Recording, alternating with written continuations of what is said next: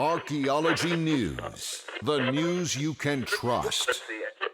All right, so the end of December, early January is normally a quiet news time, and typically dominating the 24-hour cycle are celebrity gossip stories and boozy CNN hosts.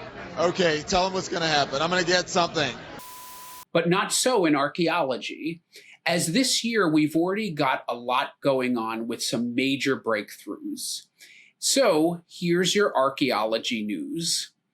Now, our first stop is the land of perpetual archaeology, Egypt, where, and you can't make this headline up, the tomb of a renowned wizard doctor has been uncovered.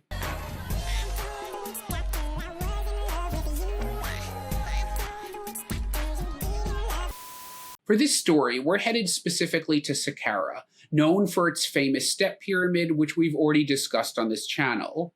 It's located just to the south of and overshadowed by Giza, its more famous neighbor to the north. However, Saqqara is a very important site of its own right, home to many high-status tombs and more than a dozen pyramids. And a French-Swiss team was excavating in a cluster of these when it came across a particularly elaborate tomb dedicated to a somewhat colorful character. Now, like most old Egyptian sites, the tomb had been raided long ago, so there were no more grave goods remaining. However, there were lots of pictures of those on the walls, and there were plenty of inscriptions telling us all about the former occupant, the sorceress doctor. Going by the name Teti Nebfu, he held a whole roster of titles and honors during the reign of the pharaoh Pepi II, or as the French might call, Pepi le Deux. Ah, my little darling, it is love at first sight, is it not? Pepi II ruled over 4,000 years ago, starting in the year 2284 BC, and you can still see the ruins of his not-so-skillfully designed pyramid at Saqqara. Among other things, Teti Nebfu was the chief palace physician, the sorcerer of the goddess Sarkat, meaning he was a specialist in treating poisonous bites from snakes or scorpions, a keeper of medicinal plants, and a dentist. You'll be a dentist. You have a talent for causing things. The tomb was virtually empty, but nevertheless, the title of dentist is rarely found in ancient Egypt, as are tombs of someone of this status and particular role at court. The inscriptions found at the tomb and this dude's unique job description give us a greater insight into the makeup and functioning of the royal court. Really, the archaeological legacy of Egypt never ceases to amaze. The next story brings us to Georgia. Hey y'all, I'm Paula Dean. Butter, butter, butter, butter. No, not that Georgia. The nation of Georgia. Land of river and mountains, wine and cheese, and the world's first officially Christian nation. Where at the southern ends of the Caucasus Mountains, the Bronze Age fort of Dmanisis Gora has been surveyed by drones, revealing it to be much larger than previously thought. How much larger? 40 times larger, as the drones mapped the outer wall of the fort and determined it to be a kilometer long. You see, the site has long been known about, as some of the features are visible to the naked eye, and it is found on a dramatic promontory between two deep gorges. And it has been dated back 3,000 years, making it Bronze Age. However, this latest effort, a joint collaboration between Cranfield University in the UK and the Georgian National Museum, used drone footage along with spy satellite imagery from the Cold War to distinguish ancient ruins from impacts that came about with the advent of modern farming.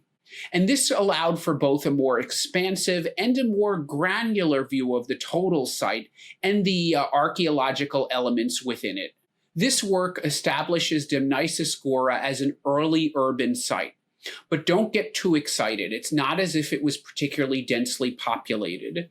It was probably occupied by pastoralists, so that would have meant plenty of the room was actually for animals and perhaps seasonally occupied. meaning that the walls might not have only been defensive, but also to keep animals in. And this is actually a debate we see elsewhere, like in Britain, where the exact function of hill forts has long been debated. And that one you're seeing right there is the Trundle in Sussex, where I actually did a survey. And why is any of this important?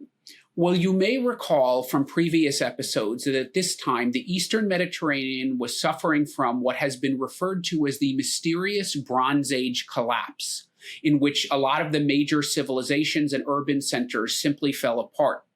This is thought to have something to do with an invasion of the so-called Sea People, as well as natural disasters.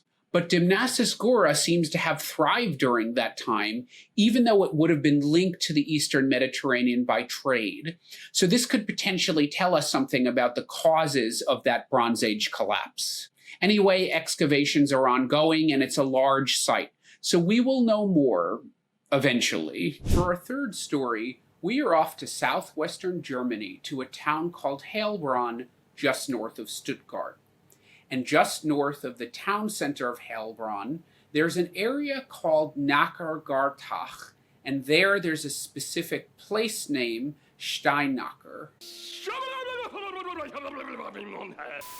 Now, I know those place names are a mouthful, but the reason I mention them is that last one, Steinacker, is significant. In German, Stein means stone, Acker means fields, so we have stony fields.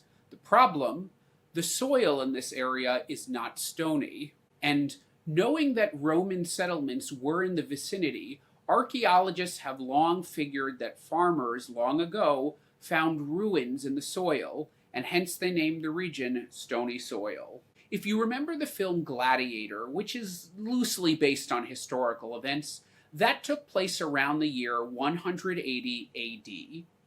And at that time, this area of Germany was not far from the frontier of the empire, whereas you saw in the movie, the empire's armies were often engaged with the so-called barbarians, and hence this area would have had roads and stopover points for armies going to the front. But like you know, archaeologists can't just dig wherever and whenever they want. They need a reason to do that. That reason is usually development, so the building of a road or a housing estate or an airport, etc. And fortuitously, the construction of the International Artificial Intelligence Campus just north of Heilbronn gave archaeologists just the opportunity they needed to test their hypothesis regarding Steinacker. Expecting to find the usual Roman villa beneath the so-called stony fields, archaeologists, when they dug, were astonished to find a Roman Vicus, and that would be a place that was a stopover point for the armies, a marketplace, and an industrial center. Among the highlights were a large, well-built Roman road that was 14 meters or 46 feet across, and this linked two forts in the vicinity, the wider obviously to let more soldiers pass. Around the road were many structures, and although these were very heavily damaged through centuries of intensive agriculture and plowing, there were some intact cellars and fragments from wall paintings that remained.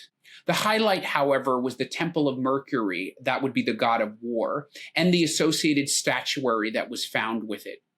Now, this is a particularly rare find because it's not as if these didn't exist. It's just that there weren't as many temples like this in rural settings as opposed to big cities, and they often don't survive in rural settings due to all the plowing, and they're difficult to identify as such.